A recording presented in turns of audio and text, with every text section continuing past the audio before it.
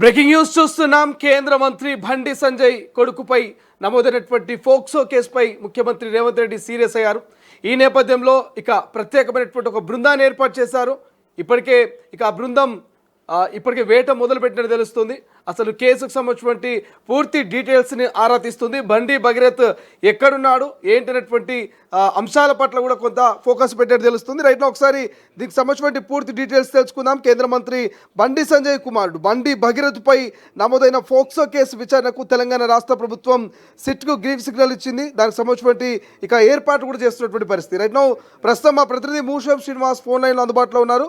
So మాట్లాడే ప్రయత్నం చేద్దాం. మూషం, అప్డేట్స్ ఏంటి? నిజంగా రాష్ట్ర ప్రభుత్వం సీరియస్ గానే ఉన్నట్టు కనిపిస్తుందా? ఇప్పటికే సిట్ ఏర్పాటు చేసినట్టు కూడా తెలుస్తోంది. శ్రీశైలం, కొద్దిసేపటి క్రితము ముఖ్యమంత్రి రేవంత్ రెడ్డి ఈ బండి సంజయ్ కి సంబంధించినటువంటి బండి సంజయ్ కొడుకు సంబంధించినటువంటి విషయంలో తీవ్రంగా రియాక్ట్ అయినటువంటి సందర్భం అందరికి తెలిసిందే. అందులో భాగంగానే డీజీపీతోని డైరెక్ట్ గా సిజి ఆనంద్ తోనే రేవంత్ మాట్లాడినట్టుంటారు. మొత్తం మీద ఈ కేసు ఎందుకు 8వ తారీఖున మీ దగ్గరికి వస్తే ఎందుకు ఆపారనేటువంటి మాటలు చెప్తూనే తొందరగా దీని విషయంలో ఈ విచారణ వేగవంతం చేయాలని చెప్పినటువంటి విషయాన్ని అయితే మనం చూస్తా ఉన్నాం. దానిలో భాగంగానే ఐపీఎస్ ఆఫీసర్ అయినటువంటి రితిరాజ్ను దీనికి సంబంధించినటువంటి విషయంలో కూకట్పల్లి డీసీపీగా ప్రస్తుతం కొనసాగుతా ఉన్నారు. ఈ పోక్సో కేసుకు సంబంధించినటువంటి విషయంలో రంగంలోకి దించినటువంటి మొత్తం మీద ఐపీఎస్ ఆఫీసర్ రితిరాజ్ను రంగంలోకి దించడంతో మొత్తం ఈ యొక్క కేసు అసలు ఏం జరుగుతుంది, ఏంటి ఈ కేసులో మరి బండి సంజయ్ కొడుకు పాత్ర ఎంతవరకు ఉంది ఏంటి అనేది నిజానిజాలు అయితే నిగ్గు తెలుసడానికి అయితే అవకాశాలు అయితే కనబడతా ఉన్నాయి. ఇక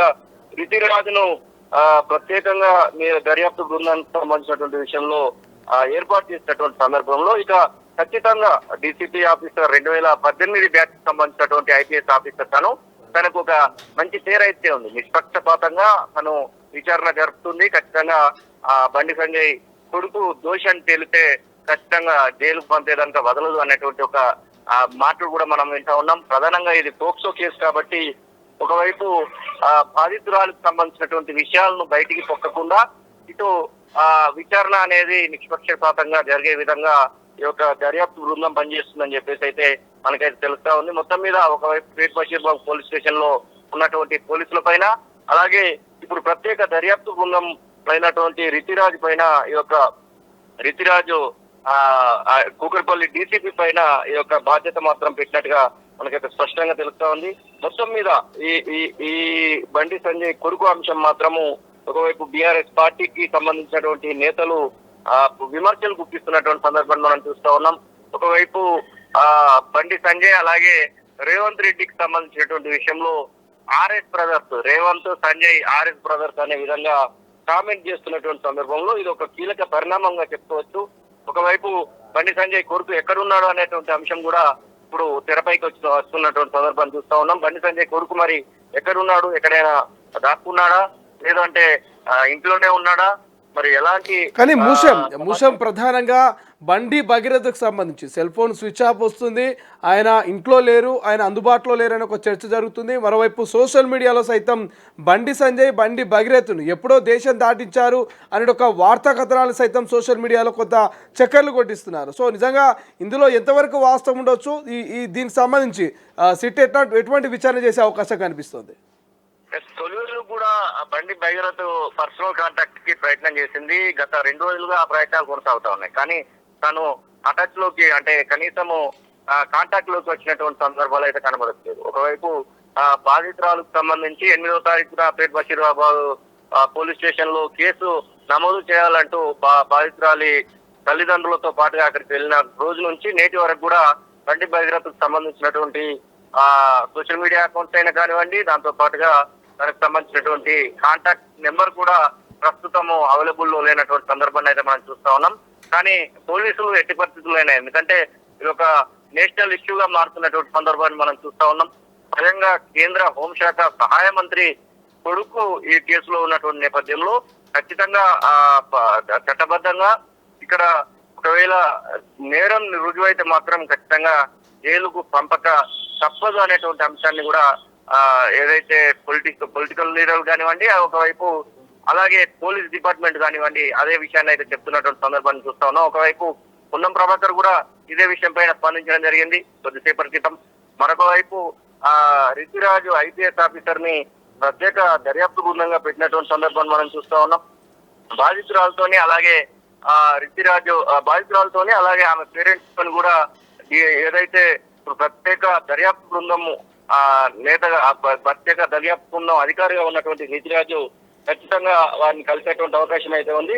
ఈ రోజు సాయంత్రం లేదా రేపు అయితే ఖచ్చితంగా బండి Bhagirath సన్నాపు Bandi Sanjay central home affairs సహాయ మంత్రిగా ఉన్నటువంటి సమ్మెకు సంబంధించి అయితే అరెస్టులు చూడబోతా ఉన్నాం అనేటువంటి వాదనలు అయితే మనం చూస్తా ఉన్నాం. మరి చూడాలి. ముషం ప్రధానంగా కొన్ని సోషల్ మీడియాలో బండి భగీరథకు సంబంధించినటువంటి వీడియోస్ వైరల్ అవుతున్నాయి. గతంలో ర్యాగింగ్ పేరిట అతను చేసినటువంటి దాడి వీడియోస్ కావచ్చు, లేకపోతే కొన్ని మద్యం సిగరెట్లు సేవిస్తున్నటువంటి కొన్ని ఫొటోస్ కావచ్చు, చాలా వైరల్ అవుతున్నాయి. ఒక్కొక్కటి బయటపడుతుంది. బండి భగీరథ్ అరాచకాలు అంటూ కూడా కొంత ఇటు సోషల్ మీడియాలో కొంతమంది పోస్ట్ చేస్తున్నారు. సో అందులో ఎంతవరకు వాస్తవం ఉంది? అసలు బండి భగీరథ్ గతం గురించి మాట్లాడితే ఎటువంటి బ్యాక్గ్రౌండ్ ఉంది? బండి భగీరథ్ ఉత్తరప్రదేశ్ కు సంబంధించి తను అక్కడ ఉన్నటువంటి సందర్భంలో కూడా తోటి స్నేహితులతోని జూనియర్స్ తోని అక్కడ ఉన్నటువంటి గొడవలకు సంబంధించి మనము గతంలో ఒక ఏడాదిన్నర కింద కూడా చూడడం జరిగింది. అప్పుడు ఒక వ్యక్తి పైన మ్యాన్ హ్యాండ్లింగ్ చేస్తూ ఉన్నటువంటి వీడియోలు కూడా అప్పుడు సర్క్యులేట్ అయ్యాయి. ఆ తర్వాత ఆ విషయం సర్దుమణిగింది. ఆ తర్వాత బయట ఉన్నటువంటి ఒక వ్యక్తి పైన తోటి స్టూడెంటా లేకపోతే తోటి జూనియర్ సంబంధించినటువంటి విషయంలో తను అటాక్ చేస్తున్నటువంటి వీడియోలు కూడా బయటకు వచ్చాయి. ఇప్పుడు లేటెస్ట్ గా ముందు మందు సీసాలు పెట్టుకొని చేతిలో సిగరెట్ పట్టుకొని తను కూర్చున్నటువంటి అలాగే ఒక అమ్మాయితోని తను మాట్లాడుతున్నటువంటి వీడియోలు కూడా బయటకు వచ్చినటువంటి సంగతి. దాంతో పాటుగా ఒక ఆడియో ప్రధానంగా సర్క్యులేట్ అవుతా ఉంది. దానిలో బండి భగీరథ్ ఏడుస్తూ ఉన్నాడు. ఒక అమ్మాయితోని మాట్లాడుతూ ఏడుస్తున్నటువంటి ఆడియో కూడా అవుతున్నటువంటి సందర్భం చూస్తా ఉన్నాం.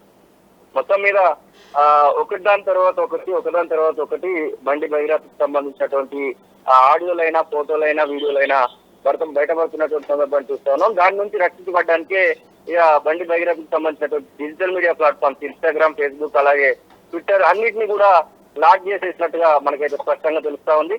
మొత్తం మీద మరి తప్పు జరిగిందా లేదా అనేది దర్యాప్తు బృందం నిర్ధారిస్తుంది.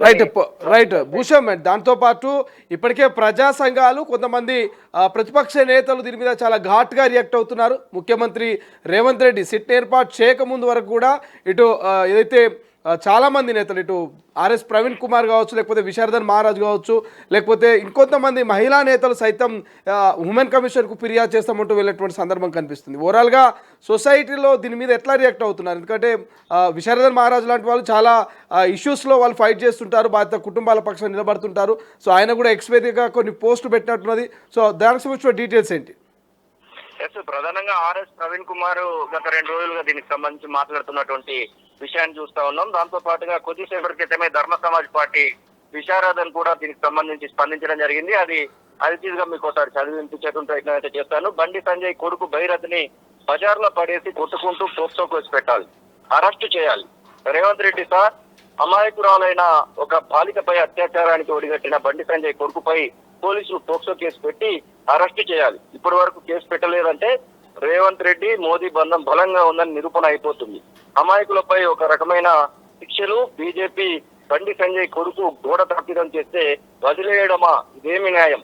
ఈ విషయంలో నైతిక బాధ్యత వహిస్తూ సంజయ్ తన మంత్రి పదవికి రాజీనామా చేయాలని డిమాండ్ చేస్తున్నాం. వారు ఏ పార్టీలో ఉన్నా అగ్రవర్ణాలంతా ఒకటే అని అర్థమవుతా ఉంది. పోలీసులు చర్యలు తీసుకోకపోతే మా పోరాటం కొనసాగుతుంది. ఆ బాలికకు రక్షణగా ఉంటాం. ప్రభుత్వం వారికి పూర్తి భద్రత కల్పించాలని డిమాండ్ చేస్తున్నామంటూ తెలంగాణ రాష్ట్ర డీజీపీకి అలాగే రిజైన్ బండి చెన్నై అంటూ సేవ్ గర్ల్ చైల్డ్ అంటూ హ్యాష్ ట్యాగ్స్ తోని విశారదన్ కొద్దిసేపటి క్రితమే ఈ యొక్క పోస్ట్ అయితే చేయడం జరిగింది. దానికి భారీ ఎత్తున రిప్లైస్ కూడా వస్తున్నటువంటి సందర్భం. ఒకవైపు మహిళా సంఘాలు కూడా స్పందించడం జరిగింది, ఖచ్చితంగా న్యాయం చేయాలని చెప్తూ. మొత్తం మీద అటు ఈ విషయం అయితే ఖచ్చితంగా బండి సంజయ్ కొడుకు భగీరథ్ సంబంధించినటువంటి విషయంలో తప్పు చేశాడా చేయలేదా పక్కన పెడితే కనీసము విచారణ సరిగ్గా జరగాలనేటువంటి విధానంలో భాగంగానే ఈ యొక్క పోస్టులైనా కానివ్వండి, మాట్లాడుతున్నటువంటి రాజకీయ ప్రముఖులైనా కానివ్వండి. రైట్ ముషం దాంతో పాటు ఇప్పటి వరకు బీజేపీ నేతల నుంచి ఎక్కడ కూడా స్పందన కనిపిస్తలేదు. బట్ రీసెంట్గా ఇప్పుడే బీజేపీ అధ్యక్షులు రామచంద్రరావు స్పందించినట్టుగా తెలుస్తోంది. నిన్న వేదికపై కూడా అటు బండి సంజయ్ భావోద్వేగానికి గురైనట్టు ఒక చర్చ జరుగుతూ ఉంది. సో నా మీద బురద చల్లుతున్నారంటూ కూడా ఆయన కామెంట్ చేసినట్టు తెలుస్తోంది ఆ వేదిక మీద నుంచి. సో బీజేపీ నేతల రెస్పాన్స్ ఏంది, అక్కడ నుంచి ఏం కామెంట్స్ వస్తున్నాయి? బీజేపీ నేతలు ఇది బండి సంజయ్ పార్టీకి సంబంధించినటువంటి అంశం కాదు, బండి సంజయ్ ఫ్యామిలీ ఇష్యూ అనే విధంగా ఒక కవరప్ చేసేటువంటి ప్రయత్నం అయితే చేస్తున్నారు. ఖచ్చితంగా బండి సంజయ్ ని రక్షించేటువంటి ప్రయత్నం జరుగుతుందనేటువంటి మాటలను అయితే మనం చూస్తా ఉన్నాం. తొలి వెలుగు రామచంద్రరావును కొద్దిసేపటి క్రితమే మాట్లాడడం జరిగింది, ఇంటర్వ్యూ చేయడం జరిగింది. దానిలో ప్రధానంగా తను రామచంద్రరావు చెప్తా ఉన్నాడు, ఇది బండి సంజయ్ కుటుంబానికి సంబంధించినటువంటి సమస్య, ఇది బండి సంజయ్ కి ఆపాదించడం కరెక్ట్ కాదని చెప్తా ఉన్నారు. కానీ బండి సంజయ్ కొడుకు స్వయంగా హోంశాఖ సహాయ మంత్రి కొడుకే ఇట్లా ఉంటే ఇలా అనేటువంటి మాటలకు మాత్రము జవాబు దాటవేస్తున్నటువంటి సందర్భాన్ని అయితే మనం చూస్తా ఉన్నాం. నిన్న బండి సంజయ్ స్పష్టంగా మోదీ సభలో పరేడ్ గ్రౌండ్ లో చాలా అంశాలను ప్రస్తావించడం జరిగింది. చాలా విషయాలను తను మాట్లాడుతూ రావడం జరిగింది. ఆ పైన కుట్రలు జరుగుతా ఉన్నాయి, ఇట్లాంటి మాటలు కూడా భావోద్వేగంతో మాట్లాడినటువంటి సందర్భాన్ని మనం చూస్తాం. మొత్తం మీద మరి తప్పు జరిగిందా లేదా అనేది నిరూపించుకోవాల్సినటువంటి బాధ్యత బండి సంజయ్ పైన, బండి సంజయ్ కొడుకు భైరత్ పైన ఉంది. ఆ విషయంలో ఎలా ఈ యొక్క ప్రత్యేక దర్యాప్తు బృందం ముందుకు వెళ్తుంది అనేది ఒక ప్రశ్నగానే కనబడతా ఉంది. ప్రత్యేక దర్యాప్తు బృందం మాత్రం రంగంలోకి దిగింది కాబట్టి ఈ రోజా రేప బండి సంజయ్ అరెస్టు, బండి సంజయ్ కొడుకు అరెస్టు తప్పక ఉంటుంది అనేటువంటి ఆ యొక్క ఆశాభావంతోనైతే బాధితురాలు కుటుంబ సభ్యులు అయితే ఉన్నట్టుగా మనకైతే స్పష్టంగా తెలుస్తా ఉంది. చూడాలి, ఈ రోజా రేప ఖచ్చితంగా అరెస్ట్ అయితే పక్క. మరి ఎక్కడున్నా కానీ పట్టుకునేటువంటి ప్రయత్నంలో దర్యాప్తు బృందం అయితే ఉంటుంది. ఎందుకంటే ఎక్కడో మామూలు వ్యక్తి అయితే కాదు, బండి సంజయ్ కి తెలిసే తను ఎక్కడికైనా స్కిప్ అవడానికి అవకాశం ఉంటుంది. మొబైల్స్ స్విచ్ ఆఫ్ లో ఉన్నంత మాత్రాన పట్టుకోరు అనుకుంటే పొరపాటే. ఖచ్చితంగా పట్టుకోవడానికి అవకాశాలు ఎక్కువ కనబడతా ఉన్నాయి. Right, thank you Musham, thanks for update. ఇది ఇప్పటికే బండి భగీరథకు సంబంధించి లుకౌట్ నోటీసులు జారీ చేయాలంటూ ఆర్ఎస్ ప్రవీణ్ కుమార్ లాంటి కూడా వాళ్ళు కామెంట్ చేస్తున్నటువంటి పరిస్థితి మనకు కనిపిస్తుంది. రైట్ నో ఒకసారి ఇదే ఇష్యూకి సంబంధించి ఒకసారి మాట్లాడే ప్రయత్నం చేద్దాం. ఇప్పటికీ చాలామంది రియాక్ట్ అవుతున్నారు. దీనికి సంబంధించి కాంగ్రెస్ పార్టీ నుంచి కూడా మరి ఇప్పటికే రైట్ నో రవాణా శాఖ మంత్రి పొన్నం ప్రభాకర్ రియాక్ట్ అయ్యారు. పొన్నం ప్రభాకర్కి సంబంధించినటువంటి వీడియో బయట కూడా మనం చూసేటువంటి ప్రయత్నం చేద్దాం. పొన్నం ప్రభాకర్ కొద్దిసేపటి కిందనే రియాక్ట్ అయినటువంటి ఒక వీడియో బయట కూడా మీకు చూపించేటువంటి ప్రయత్నం చేస్తాం. Right now. సంజయ్ గారు తమరి కొడుకు మీద తెలంగాణ ప్రభుత్వం వివక్షపూరితంగా ఎటువంటి కక్ష సాధింపు చర్య చేయడం లే. మీ పట్ల మీరు కేంద్ర మంత్రిగా మీరే స్వయంగా రైట్ తమరి కొడుకు మీద తెలంగాణ ప్రభుత్వం వివక్షపూరితంగా ఎటువంటి కక్ష సాధింపు చర్య చేయడం లే. మీ పట్ల మీరు కేంద్ర మంత్రిగా మీరే స్వయంగా మీ కుమారుడిపై వచ్చిన ఆరోపణలను నిష్పక్షపాతంగా విచారణ చేయడానికి కోరాల్సింది. మీరు దాని మీద ఏదో కుట్ర చేస్తా ఉన్నారు, సానుభూతి కొరకనే ప్రయత్నం చేసే కంటే ఆ అమ్మాయి మిమ్మల్ని కలిసిన మాట వాస్తవమా? తమరి కొడుకు మీద తెలంగాణ ప్రభుత్వం వివక్షపూరితంగా ఎటువంటి కక్ష సాధింపు చర్య చేయడం లే. మీ పట్ల మీరు కేంద్ర మంత్రిగా మీరే స్వయంగా మీ కుమారుడిపై వచ్చిన ఆరోపణలను నిష్పక్షపాతంగా విచారణ చేయడానికి కోరాల్సింది. మీరు దాని మీద ఏదో కుట్ర చేస్తా ఉన్నారు, సానుభూతి కొరకనే ప్రయత్నం చేసే కంటే ఆ అమ్మాయి మిమ్మల్ని కలిసిన మాట వాస్తవమా కాదా? ఆ అమ్మాయితో బాబు తిరిగిన మాట వాస్తవమా కాదా? వాటిని నిరూపణ చేసుకోవడానికి ప్రయత్నం చేసి నిర్దోషిగా అయితే నిర్దోషిత్వం నిరూపించుకోండి. కానీ మీరు కేంద్ర హోంశాఖ సహాయ మంత్రి ఉండి ఒకవేళ పొరపాటు జరిగితే చట్టం తన పని తాను చేసుకుపోయే విధంగా ఉండాలని కోరుకుంటా ఉన్నా. ఇక్కడ ఎవరి పట్ల ఎవరికి తెలంగాణ ప్రభుత్వం వివక్ష లేదు. తెలంగాణ ఆడబిడ్డలను కాపాడే బాధ్యత ఈ ప్రభుత్వం మీద ఉంది. తప్పకుండా తెలంగాణ ఆడబిడ్డలకు విశ్వాసం కలిగజేస్తాం. ఎక్కడ ఇటువంటి చర్యలు జరిగితే వారికి పూర్తిగా సపోర్ట్ గా ఉంటుంది. దాని తర్వాత నిన్న మొన్న కొంత మున్నూరు కాపు సంఘానికి సంబంధించిన నాయకులు కూడా ఏదో వివక్షపూరితంగా వ్యవహారం చేస్తామని చెప్తా ఉన్నారు. నాకున్న సమాచారం మేరకు ఆ అమ్మాయి కూడా సేమ్ మున్నూరు కాపు వర్గానికి సంబంధించిన అమ్మాయి అని తెలిసింది. కాబట్టి ఇందులో ఎవరిని బ్లేమ్ చేయడానికి వాడుతున్నటువంటి అంశం లేదు ఇలా. కాబట్టి ఈ ముఖ్యమంత్రి గారు కూడా ఈ అంశం మీద విచారణకు ఆదేశించినారు. నిన్న ప్రధానమంత్రి గారి ప్రోగ్రాం ఉండడం వల్ల అందరూ కూడా అదే ఏరియాలో ఉండడం వల్ల కొంత ఒక రోజు ఆలస్యమై ఉండొచ్చు. కానీ కన్సర్న్డ్ డీసీపీ లేడీ ఆఫీసర్ తోటి విచారణ కొనసాగుతోంది. దోషి ఎవరు కూడా తప్పించుకొని పోలేరు, ఎంతటి పెద్దవాళ్ళైనా అనేటువంటిది ప్రభుత్వం అంతే కఠినంగా అంతే సీరియస్ గా వ్యవహారం చేస్తుందని గౌరవ ముఖ్యమంత్రి గారే స్వయంగా మరి డీజీపీ గారిని ఆదేశించినారు.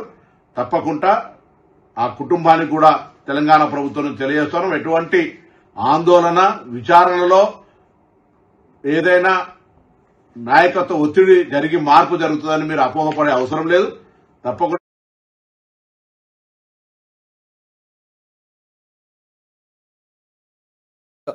కేసు విషయంలో స్పందిస్తున్నారు. ఈ ప్రభుత్వం ఖచ్చితంగా పారదర్శకంగా విచారణ జరిపిస్తుంది. తప్పు చేసిన వాళ్ళు ఎవరైనా సరే ఖచ్చితంగా బాధితులకు న్యాయం జరిగేంత వరకు ఖచ్చితంగా ఈ కేసును పారదర్శకంగానే విచారణ జరిపిస్తుందంటూ కూడా చెప్తున్నారు. సో ఏ సామాజిక వర్గానికి చెందిన వాళ్ళైనా వదిలిపెట్టేది లేదు. తప్పు చేస్తే ఖచ్చితంగా శిక్ష పడుతున్నట్టు కూడా ఇటు పొన్నం ప్రభాకర్ ఇతర కాంగ్రెస్ నేతలు ఒక్కొక్కరిగా స్పందిస్తున్నటువంటి పరిస్థితి మనకు ప్రస్తుతం కనిపిస్తుంది. బట్ ఏదేమైనప్పటికీ కేంద్ర మంత్రి బండి సంజయ్ కుమారుడు బండి భగీరథపై నమోదైన ఫోక్సో కేసులో విచారణ వేగవంతమైంది. ఈ వ్యవహారంపై సీఎం రేవంత్ రెడ్డి సీరియస్గా స్పందించడంతో ప్రభుత్వం ప్రత్యేక విచారణ బృందాన్ని ఏర్పాటు చేస్తూ ఉత్తర్వులు జారీ చేసింది. సీఎం ఆదేశాల మేరకు డీజీపీ సివి ఆనంద్ ఓ ప్రత్యేక విచారణ బృందాన్ని ఏర్పాటు చేశారు. ఈ విచారణ అంతా ఓ మహిళా ఆఫీసర్ అధికారిక పర్యవేక్షణలో జరగనుంది. బాధితురాలి ప్రయోజనాల్ని కాపాడడంతో పాటు కేసులో పారదర్శకత కోసం ప్రభుత్వం ఈ నిర్ణయం తీసుకున్నట్టుగా తెలుస్తోంది. ఇప్పటికే పేట్ బషీరాబాద్ పోలీసులు బాధితురాలి స్టేట్మెంట్ను కూడా రికార్డ్ చేశారు. మరోవైపు బండి భగీరథ్ తనపై పథకం ప్రకారమే హనీ ట్రాప్ చేశారంటూ పోలీసులకు ఫిర్యాదు చేశారు. ఆయన ఇచ్చిన ఫిర్యాదు మేరకు కరీంనగర్ 2 టౌన్ పోలీస్ స్టేషన్లో పోలీసులు కేసు నమోదు చేశారు. అయితే ఫోక్సో కేసులో ఆరోపణలు అలాగే హనీ ట్రాప్ ఫిర్యాదు ఈ రెండింటిపై సిట్ లోతుగా విచారణ చేపట్టనుంది. రాజకీయంగా ప్రాధాన్యత సంతరించుకున్న ఈ కేసులో సిట్ ఎలాంటి ఆధారాలు సేకరిస్తుంది, తదుపరి చర్యలు ఎలా ఉంటాయనేది ఇప్పుడు రాష్ట్ర వ్యాప్తంగా ఆసక్తికరంగా మారినటువంటి పరిస్థితి కనిపిస్తుంది.